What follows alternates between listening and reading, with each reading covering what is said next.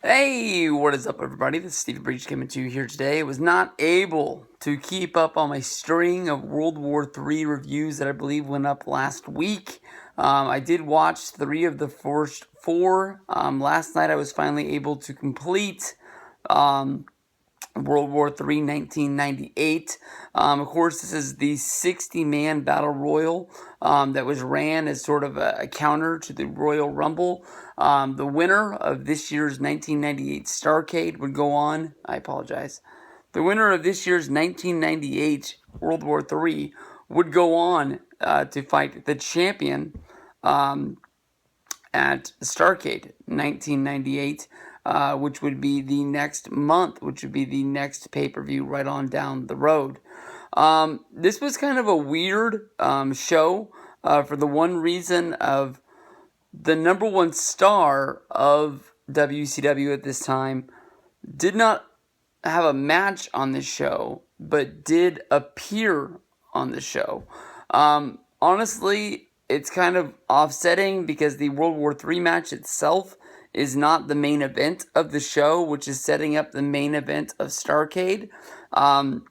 After the World War III match, DDP has a match against Bret Hart for the United States Heavyweight Championship. I don't know how there wasn't room to fit, I guess you can say, a Goldberg match, which normally didn't run all that long anyways. It's not like the undercard with Wrath versus Glacier, Stevie Ray versus Conan, Ernest Miller versus Perry Saturn, or Billy Kidman versus Juventud Guerrero were really blowing people away. Even the television title match of Chris Jericho versus Bobby Duncum, anything from there honestly could have been, pulled and switched.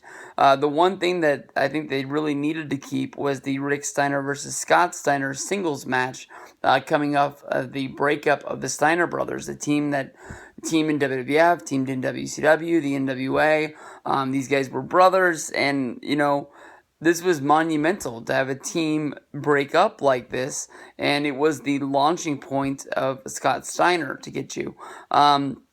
I thought that this was a really good main event. Honestly, from watching the 95, 96, and 97 World War III, right off the bat, they announced that they are changing the rules of the match. A lot like WCW, where, even if it's War Games or World War III, it takes, forever for the announcers to get the rules over for the people watching at home. This year, you can get eliminated by being thrown over the top rope. Any way that your feet hit the floor, you can get eliminated going under the bottom rope. They didn't want people hiding out of the ring or, fighting outside of the ring. Basically, your feet touch the floor, you're done. Also this year, they said where basically you could have submissions, you could have pinfalls. I honestly, if they did, I missed it. I didn't see any pinfalls or submissions, but they let you know that this year it was going to be okay. A lot like the years past, right off the bat, Barry Darsow comes out. How in the world is Barry Darsow under WCW contract in 1998? I don't know. There's a lot of guys, and in years past, the guys just sort of come on out, one after another. They're in groups of which ring they're going to appear in. This year, all 60 guys got their own entrance. They didn't get their own theme, but I'm talking about guys that only participated on like the B shows or even the C shows, like Chip Menton. Or Liz Mark Jr. or almost anybody out of the LWO, all got to hear Penzer call out their name on the way to the ring. This match started with 60 men inside of the three rings. The biggest story was involving Ring 1 with the Giant and Ring 3 with Kevin Nash. Besides for those two guys, many of the main people were involved in the center ring, Ring 2. But Kevin Nash, they said at the end of the match, only eliminated 9 guys.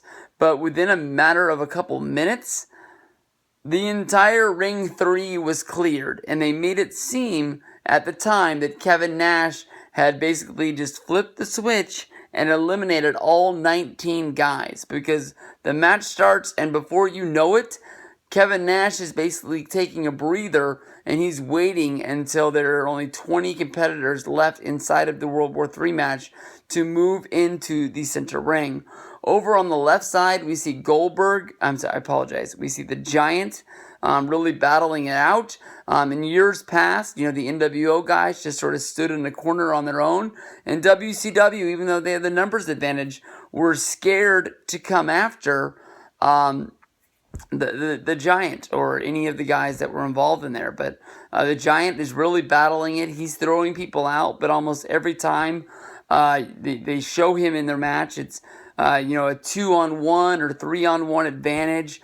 Sometimes it's little guys, so 3 luchadors jumping on him, so he gets the moment of just sort of breaking free. But at this time, with him not being a part of the NWO, he's standing on his own from WCW, and anything goes from there.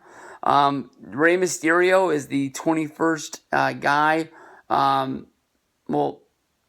Basically, after Rey Mysterio is eliminated, everybody moves into the center ring.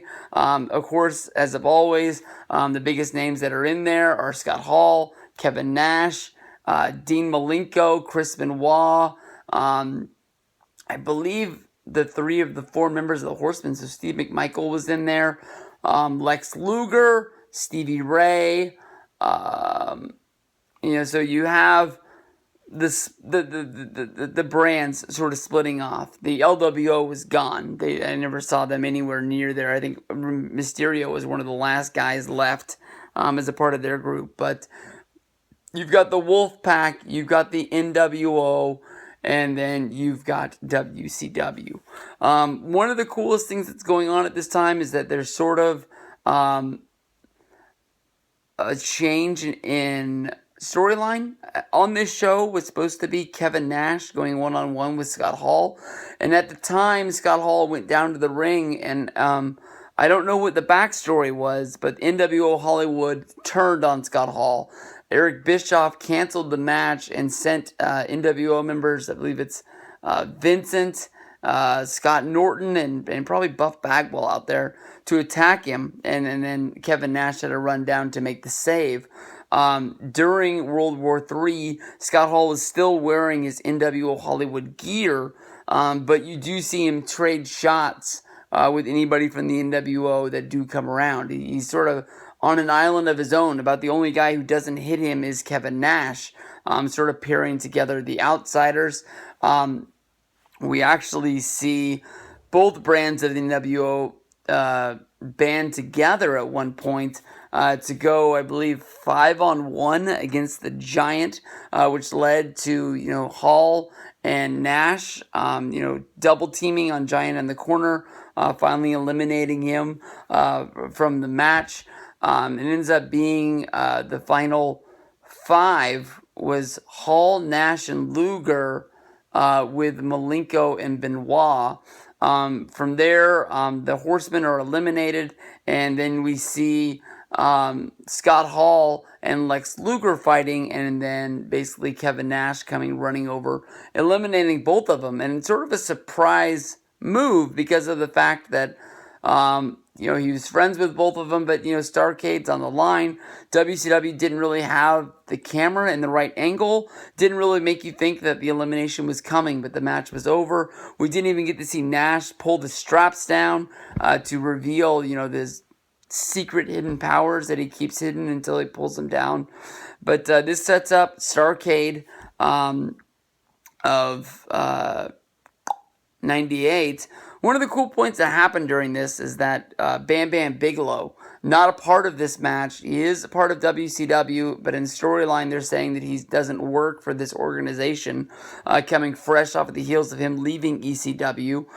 Bam Bam Bigelow was somebody that WCW had always sort of sought to try and bring him in, but were never able to get the deal done. And they're really heating him up. I can remember him going after Goldberg on Nitro many a times, and this was sort of a match that was really built up to the point where people really wanted to see it. I don't think it was ever on pay-per-view. I think it got blown away on a Nitro. But the way that WCW hyped it, it's possibly one of the last real big matches that people really wanted to see.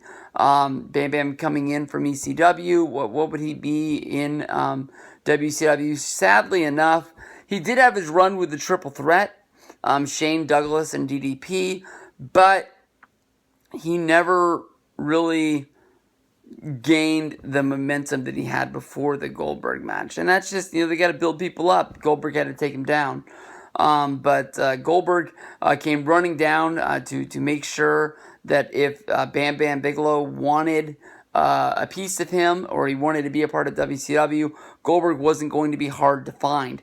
Why they couldn't have done Bam Bam versus Goldberg on this show, I'm not sure. We had to see Ernest the Cat Miller against Perry Saturn, I guess, or Stevie Ray against Conan to have an NWO versus NWO Wolfpack match on the show. But Kevin Nash got the win. He moved on to Starrcade. Of course, everybody knows how that goes. And then shortly after that, we have the rebranding of the NWO Elite with the NWO Wolfpack and NWO Hollywood merging together, and on the side having the NWO Black and White B Team.